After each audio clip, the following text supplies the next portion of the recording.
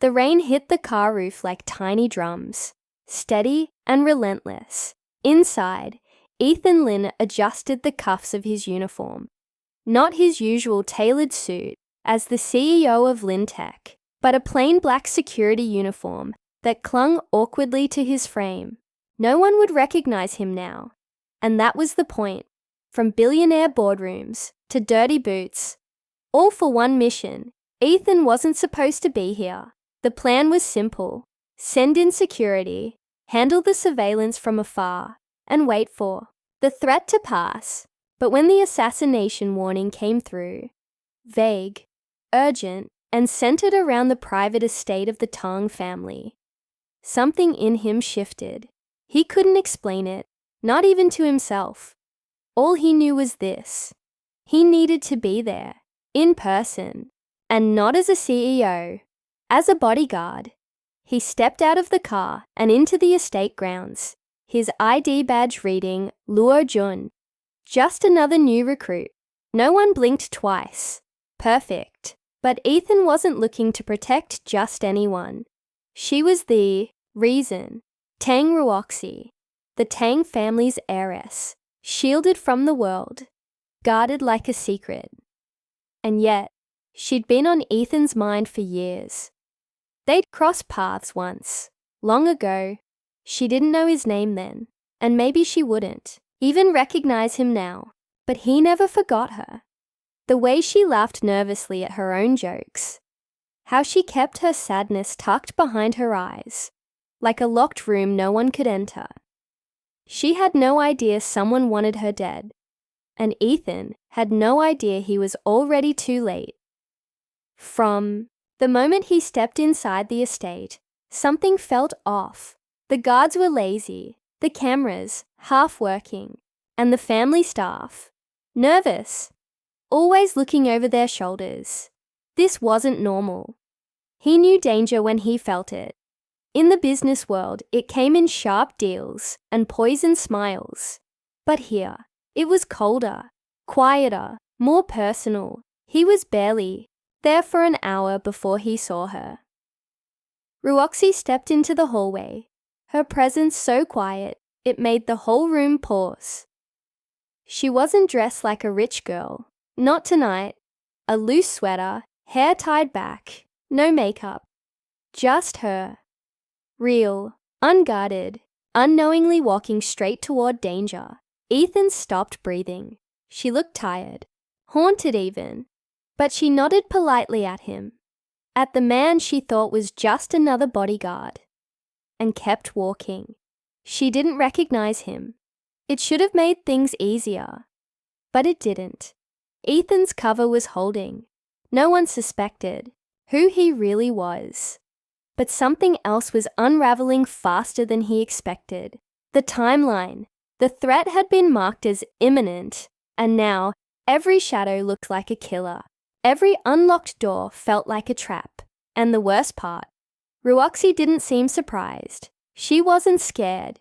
She was waiting. As the night fell, Ethan began to see things more clearly. The estate wasn't a safe house. It was a cage. One Ruoxi had been trying to escape for a long time. Her father, Chairman Tang, ruled the house like a king. Obedience was everything. Love didn't exist. Only alliances, expectations, and heirs. And someone inside the estate had sold her out, Ethan. Overheard the whispers through cracked doors. Talks of inheritance, of getting things out of the way. No names were mentioned, but the tone was chilling, cold, calculated. He wanted to get her out. Just grab her hand, tell her everything, who he was, why he came, what she meant to him, and run. But that would blow his cover. Ruoxi wouldn't believe him, not yet, so he watched from the shadows, protected her from behind walls, moved pieces around quietly, delayed meetings, disarmed suspicious guards, all while pretending he was no one. But secrets don't stay buried for long. Late one night, he found her in the garden, alone, staring up at the stars. Her back was to him, and the air was still.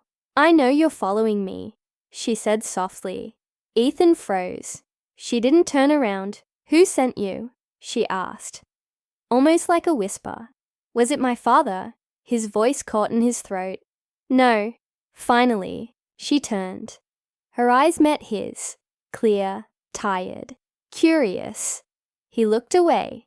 "Just making sure you're safe." She gave a soft laugh, almost bitter.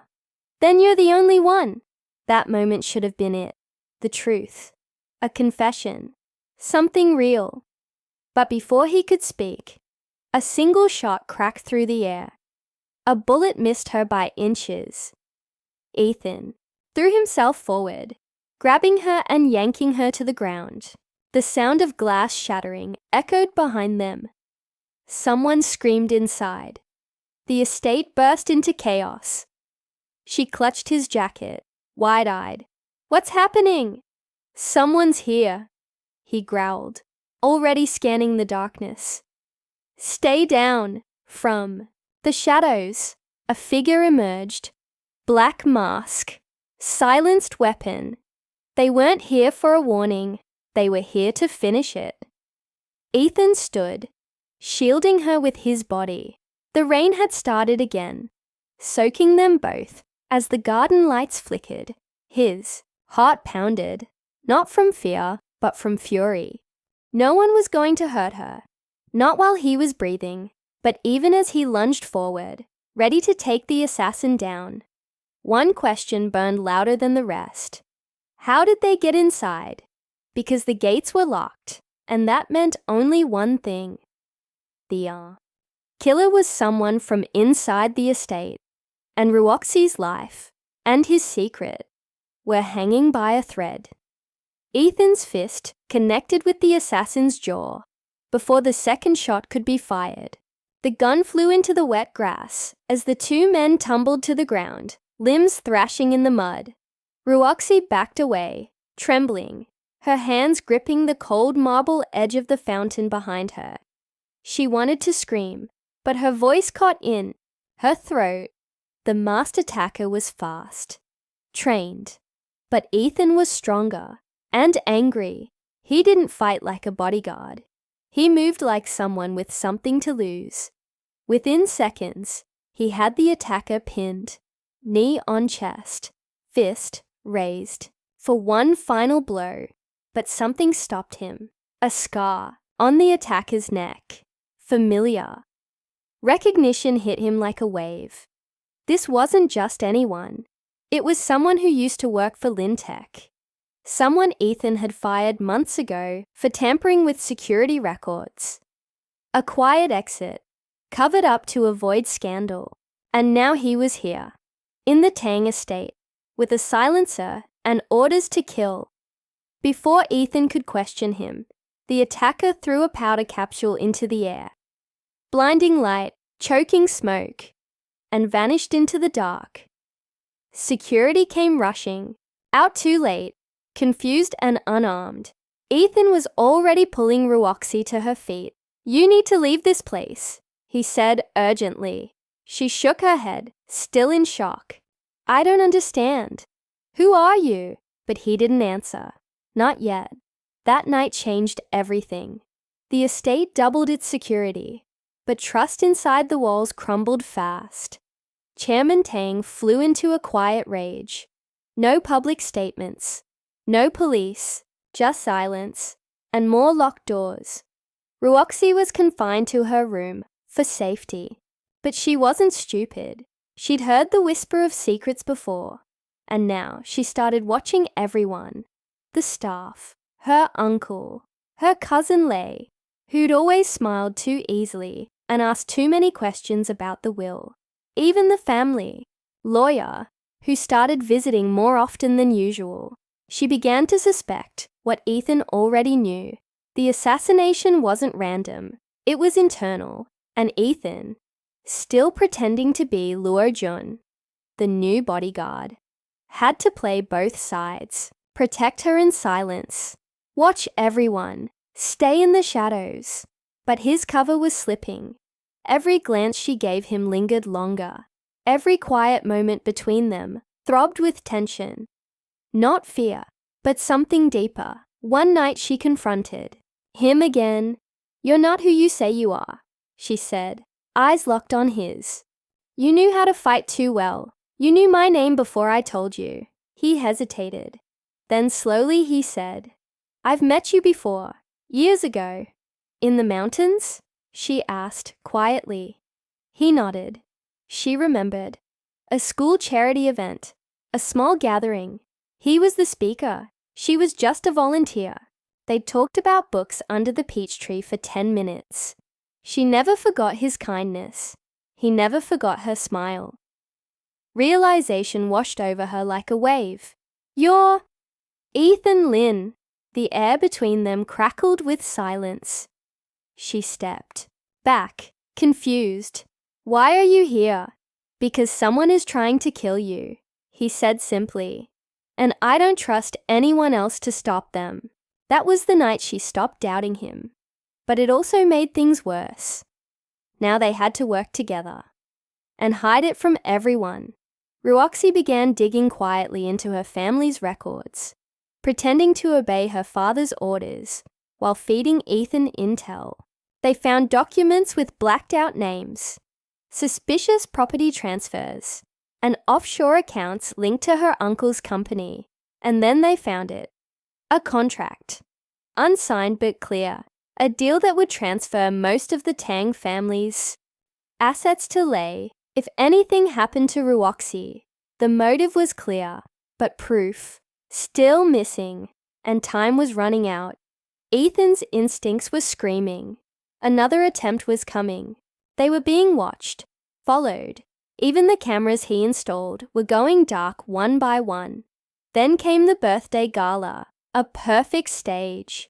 Dozens of guests, speeches, music, champagne, and beneath the glitter, a trap. Ethan and Ruoxi knew it. They could feel it in the air. The way certain guards moved differently. How Lei kept disappearing to make hushed calls. The way her father barely looked at her all night. Then she got a note, slipped into her hand by a waiter. No signature. "Meet me in the greenhouse at 10. Come alone, I can help you." She showed it to Ethan. "It's bait," he said. "They want you separated." But she insisted. "If it's Lei, if it's anyone, we need to catch them in the act. We need something real." He didn't like it, but he agreed. They prepared everything. Hidden mic, live feed, backup guards loyal to Ethan. She wore a tracker. He waited just outside the greenhouse. At 9:59, she walked inside, the door shut behind her. Then all the lights went out. Ethan's earpiece crackled and died. His phone went black. All communication gone. Inside the greenhouse, Ruoxi stood still. A figure stepped out from behind the plants. It wasn't Lei. It was her father, Chairman Tang. She stared at him, stunned. He held a glass of wine in one hand, the other behind his back. "You should have just done as you were told, Ruoxi," he said calmly. She took a step back. "You knew." He smiled. "You think I don't know what happens in my own house? I let you play detective. Let you think you were outsmarting me. Why?" Her voice broke. "I'm your daughter." He looked almost sad. "And yet, you always look like her. Your mother, too soft, too kind. That makes you weak." He raised his hand. "Not with a weapon, with a small syringe." Ethan kicked down the door just in time. But he wasn't the only one there. Lei stepped out behind him, holding a gun.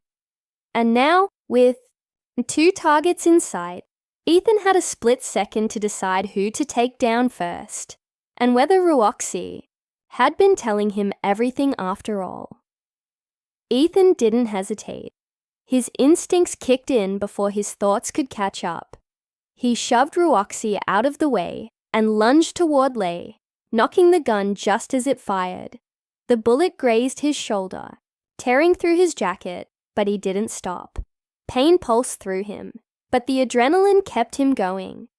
Lei stumbled back, caught off guard, but he wasn't weak. He'd trained too. The two men crashed into the greenhouse shelves, shattering glass and knocking over pots, the scent of crushed flowers mixed with blood in the air. Meanwhile, Chairman Tang disappeared into the shadows, slipping out like a ghost as if he'd never been there. Ruoxi scrambled to Ethan's side, trying to pull him away, but he pushed her back. "Stay down," he shouted. Lei swung hard, but Ethan ducked and countered, landing a punch to Lei's jaw. Another hit, then another. Lei fought back with desperation, not skill, his face twisted with rage and panic. "You never could handle losing, could you?" Ethan growled between punches. "You wanted the estate, the power, but you were never man enough to earn it." Lei roared and tackled him. They rolled again, crashing into the glass doors, until finally Ethan pinned him down, blood dripping from his lip, one hand clenched around Lei's collar. Ruoxi stepped forward, her hands trembling, holding the gun Lei had dropped. Her fingers curled around the grip, but her arm shook. Ethan looked at her. "It's over. He's done." She hesitated. Then slowly, she dropped the gun to the ground.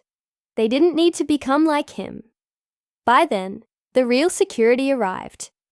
Not the ones planted by Chairman Tang, but a private team Ethan had brought in just in case. Lei was cuffed and dragged away, still cursing, his eyes full of hatred and humiliation. But the real twist came hours later, when Chairman Tang was finally caught. Not by the police, but by his own board of directors. Ethan had made sure all, the audio, all the confessions, the entire attempt on Ruoxi's life, had been recorded and uploaded to a secure server. The moment he stepped outside the estate that night, the files had been sent automatically. Public backlash was swift. Lintech's CEO exposing a high-level assassination plot involving one of the wealthiest families in the country. It exploded across every media channel. The keywords CEO faked bodyguard, Tang family scandal, and secret love saves. Heiress trended for days. Public support poured in for Ruoxi, the quiet, kind daughter who'd nearly been erased for power. Chairman Tang resigned in disgrace. Lei faced serious charges. The empire they tried to control crumbled in weeks. And Ethan, he stood beside Ruoxi through every press conference, every interview, though he never took the spotlight. The public called him a hero, but he didn't care about that. He cared that she was safe, that she was finally free. In the weeks that followed, Ruoxi didn't return to the estate. Instead, she moved into a modest apartment and took over a foundation her mother had once started, helping women and children in difficult situations. She didn't want the power her family offered. She wanted peace. Ethan helped her rebuild, but more quietly this time. He returned to Lintech, but part-time, choosing a simpler life where they could both breathe. One morning, months later, they sat together under the same peach tree where they'd first met years ago. "I still can't believe you remembered me," she said softly. "I never forgot you," he said. She smiled. "And you really became my bodyguard, just to protect me." He chuckled. "Well, I had to find a way back into your life somehow." They laughed. And for once, there was no danger, no fear, no secrets. Just the quiet truth between them. That sometimes love finds its way through chaos, and even the most guarded hearts can heal when the masks fall away. The story that began with deception ended with clarity. The man who had faked his role to save a life found something worth living for, and the girl who once lived in the shadows of her family's ambition stepped into her own light. It was a story about power, betrayal, and hidden truths, but more than anything, it was about love. the kind that doesn't need grand gestures or perfect timing, just courage and trust. And as the sun warmed their skin beneath that old peach tree, they knew their story wasn't just about how they met again. It was about how they finally chose each other, for real.